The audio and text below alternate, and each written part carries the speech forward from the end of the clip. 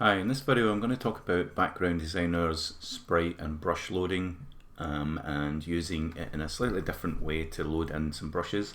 So I've made a bunch of stylized trees here with the red, green and blue masking for customization. Made them look kind of nice and cute and colourful with stripes.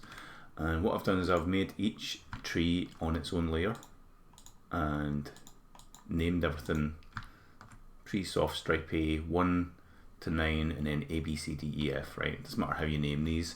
So what I'm going to do is choose all these and do export as, and that will automatically crop each image to the size that I've used, like this. And I'm just going to do export all, and I'm going to save them to the custom folder that was defined at the start, right? It's important to save them here. And what I can do is jump into that folder and look at the brush sort list.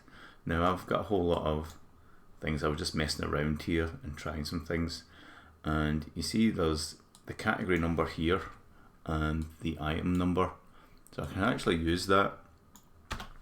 And as you can see, the name, the file name is important. So if I paste in tree stripe 8, and I'll just start to copy and paste this a few times, and now I can make the changes. So I was 1, 2, 3, 4, 5, 6, 7, 8, 9, A, B. Let's see, it goes all the way up to F. So C, D, E, F. Now this is just a quick way of loading in your images instead of doing it within Background Designer. So now I just have to say what item number it is. So category 8, which is the user category 1. You can put them into any category this way. This is kind of a hack to get them to override the existing brushes if you want to use up those spaces, because normally I leave those without access so that it doesn't break your files. So there we go, category 8, brush 0 to 14, all the names of the PNGs. If I save that, right, so as long as the files are here, I'll just get rid of all these other ones. Don't need those there, that was just experimenting a bit, right? And they're not dependent, like there's no files depending on those, so that's the important thing, because if a file starts to look for a brush that's not here, it's just going to ignore it, right? So I'm going to load up Background Designer via Game Maker. I'm still developing some things in beta, so you'll see a few changes. So I'm going to jump over to user 1, and there you can see everything's here apart from this one for some reason. So let's just jump back and see what's going on there. Okay, tree stripe 1, maybe I've not named that right. Oh, the file's not actually here, right? So let's just go back into Photoshop. Yeah, it looks like I didn't have it selected. So let's do export as and export all. It's custom brushes. I'm just going to save that one. So the brush sort list says, yeah, give me that file. Now I need to be careful. When I close Game Maker, it reanalyzes these for any new ones or any that's missing, and it's going to update that file itself. So if I quit out of this and come in here, you'll see it no longer reads 80, right? So I'm just going to pop that back in manually here. Right, so it automatically updates it in case you've added or taken away any files. But I'll just update that like that, and we should be good from going forward, because we're going to leave those in there, and that will just update with those already in there. So there's no need to worry about that. So load it back up, and boom, we got soft transparency 2. Now I've done the wrong file name, so I'm just going to go back in there and change that to 1. Save that, and let's just load it up again. Easy mistake, right? Typos are kind of just always a human error, right? Let's just check. Yeah, there we go. Okay. So as you can see, in the beta version, which isn't released just yet, there's a few features that I'm still working on.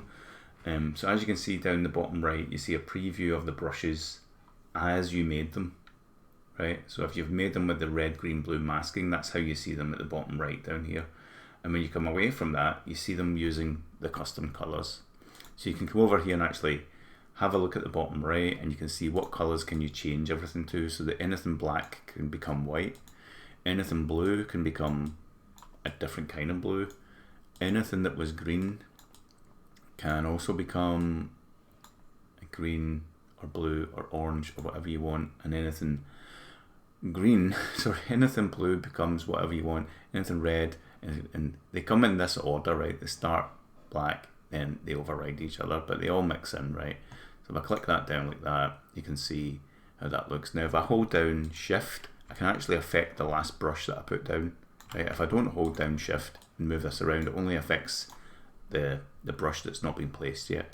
So shift is a good way to change up stuff that you put down already, just in case it doesn't look quite the way you want it. So just holding down shift does that, or tapping shift will update it, as long as you're in this area. Right, if you're holding down shift in here, it just draws loads of them. I'm just going to do that, undo, and it basically affects the last brush that you put down. So that, if I undo that one and I come over here with these colors and tap shift, it's going to affect this one, right? So it's a good way to get them to change if you wanted, right? So I'm just going to do backspace, place that down and use shift to change these colors up. So black being the base tone. Now let's just bring this down here so you can see that's the original, right? That's how this looks when you hover over it. And we see how this changes. So we've got the black tones here. Let's just click let's just do, so we've got original tones, and then we'll put one down, the new tones, click shift, and you see it will update. So we're going to mess with all the tones that were black, make them, let's go for a dark green. Any of the blue tones, so you can see the blue tones here, we're going to make those dark green. Any red tones, try to see what looks cool, that looks quite nice. And then any of the green tones in this original image. Doesn't seem to be any green tones in this. Oh yeah, there's a few at the bottom here. You can, it's very subtle, but there's just a few at the bottom. You can also choose to bring them out like completely, like have them not do anything, because they're just masks at the end of the day using the channels. Right, just in case you don't want some to have this or that. Right, and then those colors will stick, but you can also left click to keep them up here, right? And that's only for the duration of this session. When you close background design and reopen it, these will disappear, but I'm thinking of making them save them and, you know, keep record of them, so don't worry about that. So now that I've done that, I'm going to press B to enable the brush again, and I can start clicking on other brushes. Now the only thing is, it seems to have reset these. Whenever you click on a new one, it seems to reset these. So I'm going to have an option for that, like automatically reset these tones, because I kind of prefer it to be off, to be honest. So yep, now if you want to place multiple trees without having to come over and click them, you can actually click Control whilst selecting these, and you see a little yellow box appear. That means it's going to pick any one of these at random as you paint, right? So I'll click down, it's choosing random ones. So if I draw with shift, you just get loads. So I'll do a little faraway forest, scroll with the mouse wheel and start to increase the mouse, increase the brush as you come to the foreground. And you get these pretty looking trees. We can also do something like flip horizontally, random scale, and that means we always get something slightly different. Go ahead and change up some colors.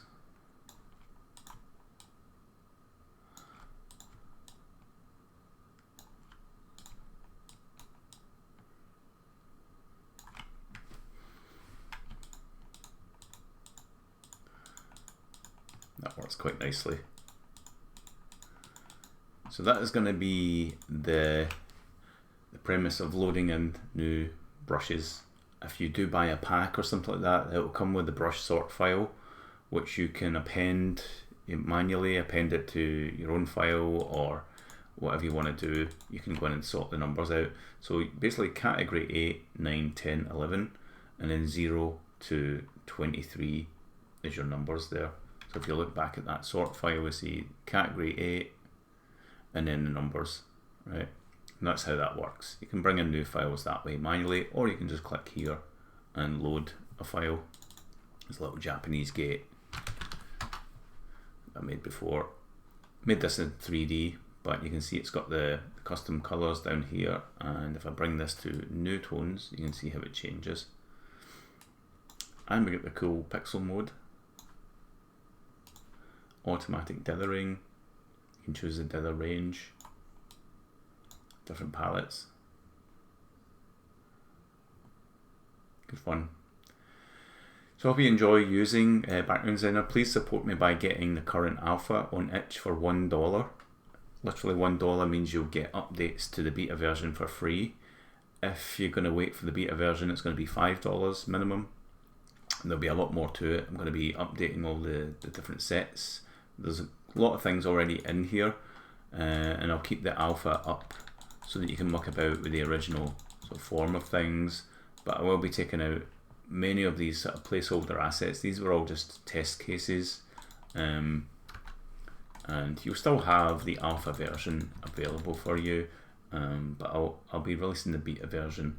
So you'll have the alpha, the beta, and then the release, all for $1 if you buy it now, and if you wait, you get it for $5, and then you wait for the final release, that'll be $10 minimum. So there'll be a lot more going on. There's going to be brush editing and more pixel modes for all your kind of old retro machines.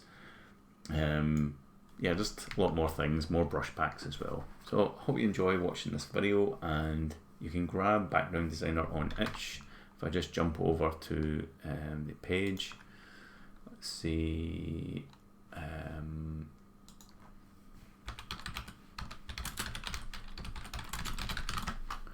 itch Background Designer. As you can see, it's in alpha,